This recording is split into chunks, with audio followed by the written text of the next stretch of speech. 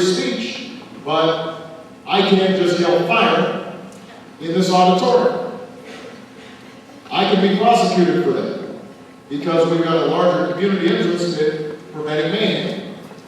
So when I look at Chicago and 34 Chicago public school students gunned down in a single school year, then I don't think that the Second Amendment prohibits us from taking action to make sure that, for example, ATF can share tracing information about illegal handguns that are used on the streets and track them to gun dealers to find out, what are you doing?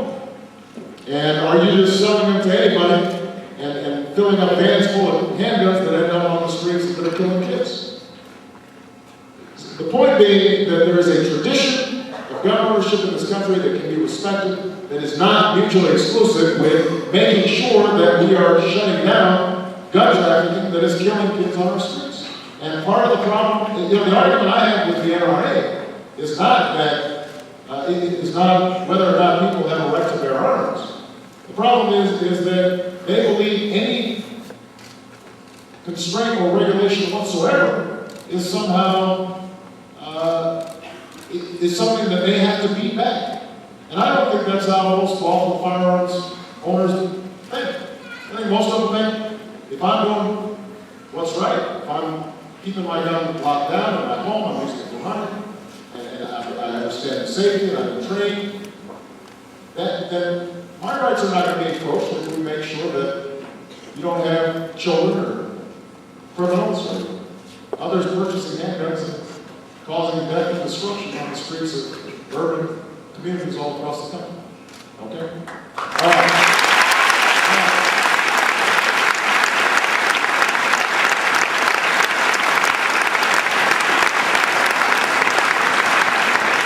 Just a reminder, if any of you want to call this for me, we would love to have you call, fill out one of these cards. And let me just close very briefly by saying this.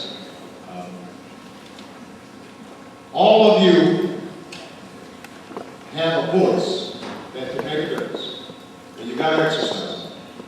This is one of those rare windows that don't come around very often, maybe once a generation, where the country is trying to figure out where to go, what direction to take America.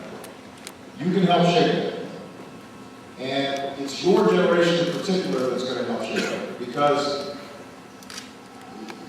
as you get older, you get more set in your ways.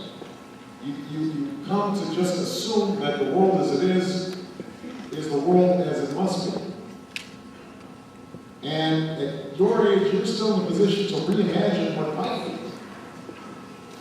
That's why it's so important to be involved. You are in a position to be the lever by which we move in a different direction. I hope you take advantage of it. If you do, I promise, we will not just win an election. I believe we will transform the country. Thank you very much.